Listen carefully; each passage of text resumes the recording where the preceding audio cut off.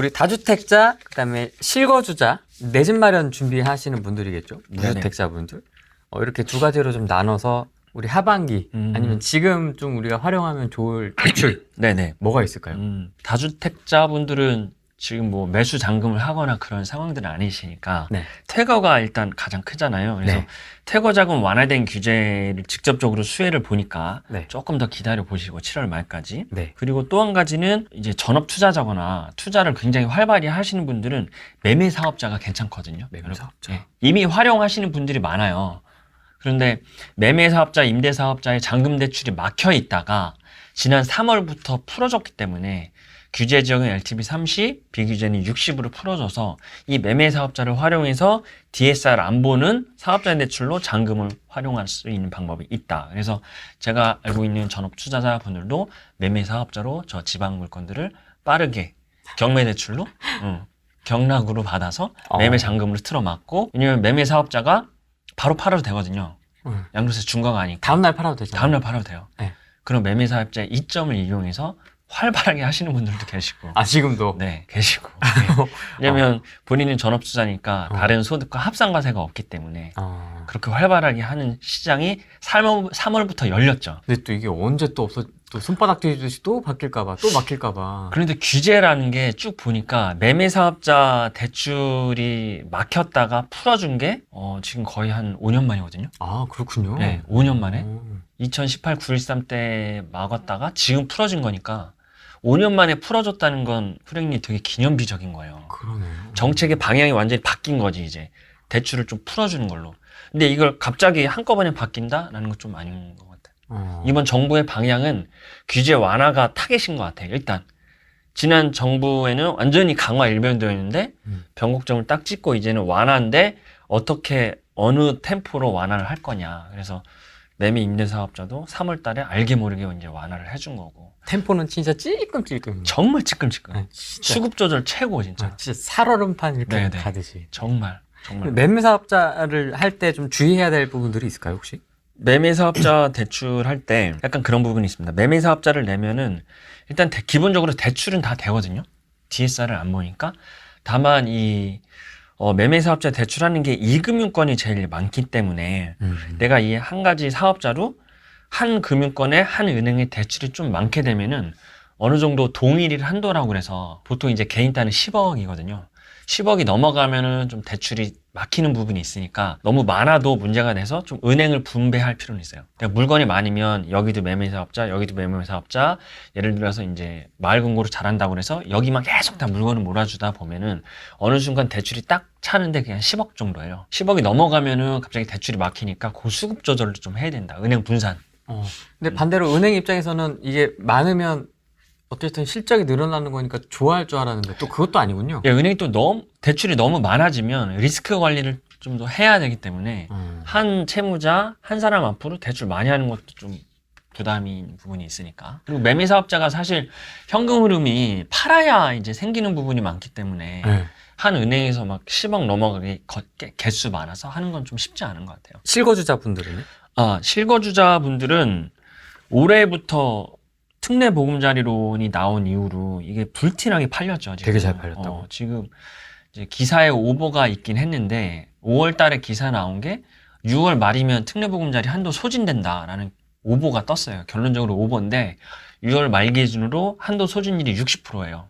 3분의 2가 팔려 나갔으니까 내년 2월까지 아직 기간이 많긴 했는데 절반 이상 팔려 나가서 빠르긴 합니다. 그래서 실거주자분들은 9억 언더는 특례 보금자리, 그리고 5억이나 6억 언더는 디딤돌이거든요. 그래서 이거를 통칭해서 정책 모기지라고 하니까 이거 활용하는 게 여전히 유효하고, 그리고 디딤돌이 되시는 분들은 1.5나 금리가 2%가 넘진 않아요. 그래서 지방에 계신 분들은 5억, 6억으로 디딤돌 활용해서 여전히 가능한 부분이 있고, 또 하나 굿뉴스가 뭐냐면 디딤돌 되시는 분들 잘 보세요. 지난주에 이제 하반기 정책 방향 나올 때 어떤 문구가 있었냐면 신혼부부들 있잖아요. 신혼부부. 주거 안정이라고 그래서 신혼부부가 주택을 구입할 때 디딤돌 대출의 소득 상한을 지금까지 얼마였냐면 7천이었어요. 7천. 그런데 이걸 8,500으로 늘려준다고 그랬다고. 이 얘기가 지난 한 3월 달에 나왔거든요. 하겠다고. 근데 7월달 이번에 나왔고 시행을 가을에 한다고 그랬어요. 그러면은 소득이 7천에서 막혔는데 8,500으로 늘어났으니까 혜택되는 분들이 더 많을 거예요. 사실 이 규제가 이 소득 상한을 늘려야 된다는 얘기가 예전부터 나왔어요. 맞습니다. 이게 언제적이냐면 2014년도니까 10년 전에도 6천이었거든요. 10년 전에 6천. 근데 이제 7천인 거예요. 10년이 지났는데도. 우리 보통 맞벌이 하면은 6천, 7천은 대부분 다 넘으니까 그렇죠. 이게 너무 안 좋았는데 8,500으로 늘린다고 하니까 많은 분들이 이제 혜택을 보실 것 같아요. 그래서 디딤돌 준비하시는 맞벌이 신혼부부 분들은 조금 더 상황을 지켜보셔도 됩니다. 8,500으로 늘어나니까 소득이. 그래서 실거주자분들은 여전히 이제 정책 모기지론이 유효하고. 아니, 요즘 같은 상황에서 대출 받는 사람은 어떤 사람들입니까? 좀 궁금하더라고요. 금리가 내려가지 않잖아요, 지금. 네, 오늘도 올랐어요. 오늘도 제가 아침에 오면서 은행에 계신 분하고 체크했는데 네. 어제에 비해서 0.2가 올랐어요. 그러니까 20bp 0.2. 매일매일 체크를 하시는군요. 체크를 할 수밖에 없어요. 그냥 뭐 통화하다 보면 나오는 얘기니까 서로. 그래서 실거주 주담대 하시는 분들이 요새 많이들 하시는 게 인터넷 은행 카카오뱅크거든요. 네. 카카오뱅크가 금리도 싸고 가장 좋은 게 또 중도상환 수수료가 없어요. 올해 연말까지는 카카오뱅크로 집을 사면은 주담대 받으면 중도상환 수수료가 없어. 그래서 고지를 지금 한 3.9로 하는데 실제로 실행이 되면 한 4.1 정도 됐었는데 오늘자 그 확인을 해보니까 4.4야. 아, 4.3. 그러니까 4.1이면은 다른 시중은행보다 되게 싼 거거든요. 근데 오늘자 확인을 해보니까 4.3인 게 돼버려서 다른 은행과 차이가 없어 버렸어요. 그래서 카카오뱅크가 압도적으로 우위였는데 카카오도 이제 더 이상 못 버텼는지 금리를 좀 올린 상황이라서 대출이 좀 올랐다. 그래서 고금리라고들 많이 얘기는 하시는데 이 고금리의 기준이 되게 상대적인 게 뭐냐면 코로나 시절에 비해서는 고금리예요. 상당히 고금. 그때 집산분들은 2.5였거든요. 네. 근데 지금 2배가 됐으니까 고금리인 거지. 그런데 제 입장에서는 지금 금리는 고금리는 사실 아니에요. 아, 그렇습니까? 죄송하지만 힘든데? 죄송하지만 힘든데 물론 결과론적인 얘기긴 하지만 지금 고금리는 아니에요. 후랭이님 지금부터 생각했을 때 금리가 올라갈 가능성이 높아요? 떨어질 가능성이 높아요? 아무래도 떨어질 가능성이. 그러면 영끌은 언제 해야 돼요? 떨어졌을 때.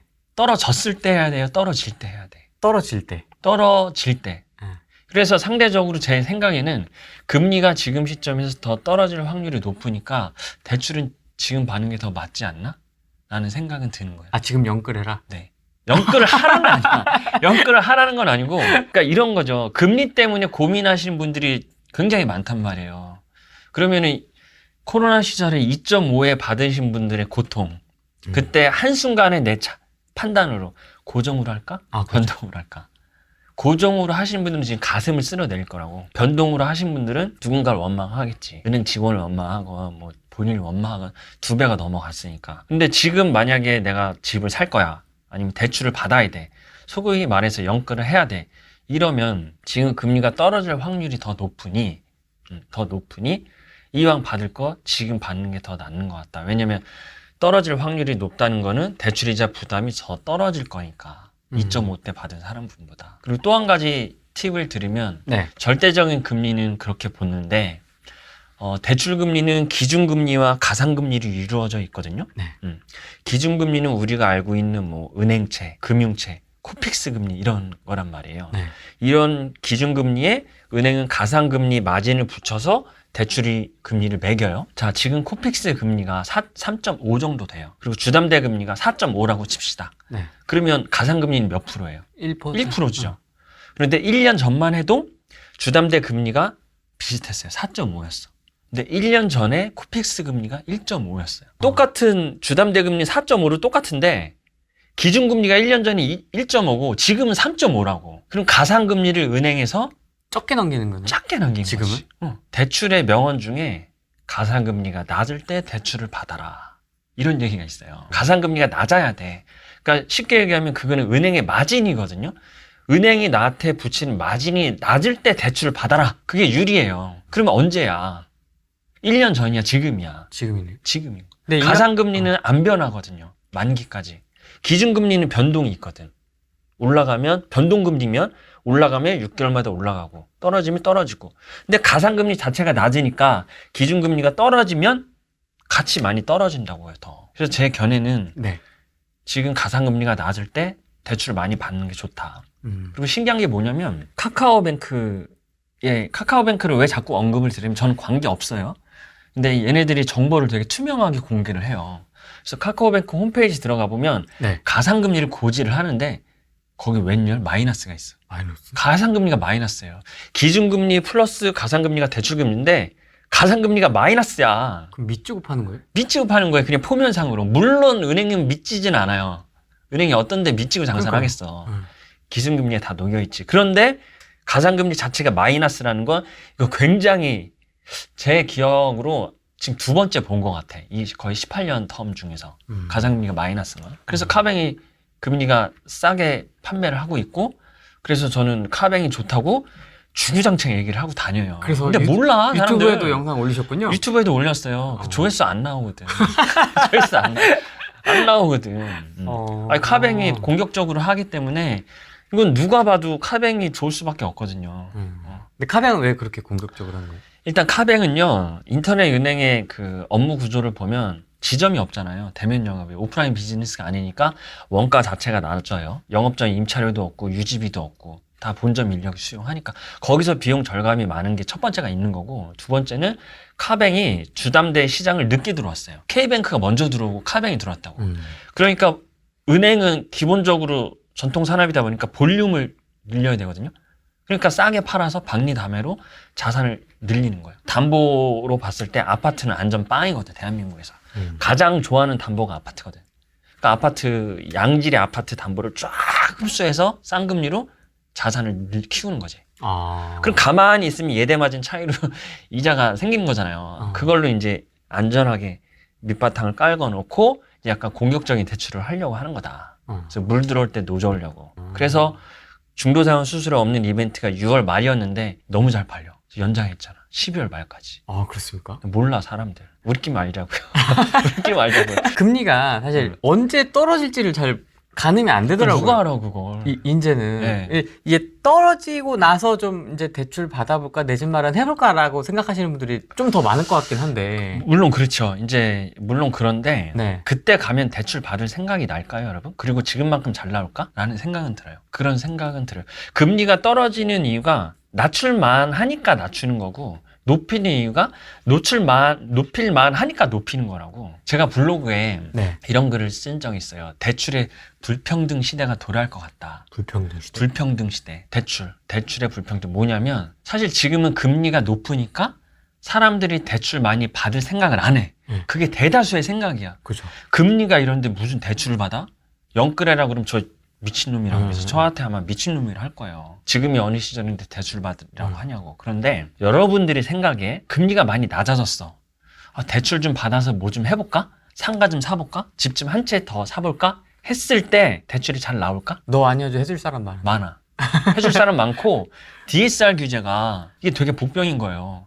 소득만큼 대출을 받을 수밖에 없기 때문에 내가 대출을 많이 받고 싶어도 못 받아. DSR이 막혀서. 지금은 대출 규제가 풀어주잖아요. 역으로 생각해보면 대출 받을 사람이 별로 없어서 풀어주는 거예요. 은행 입장에서도 은행이 왜 주담대 만기 50년짜리를 만들어 놓고 정부 정책에 맞춰서 DTI 60으로 풀어주니까 다주택자들이 몰려올 거란 말이야. 대출 받으려고.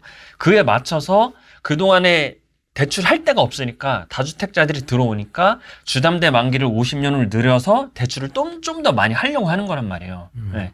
지금같이 금리가 높을 때 사람들이 안 들어오니까. 그런데 금리가 낮아지면 은행에서도 쳐낼 거라고.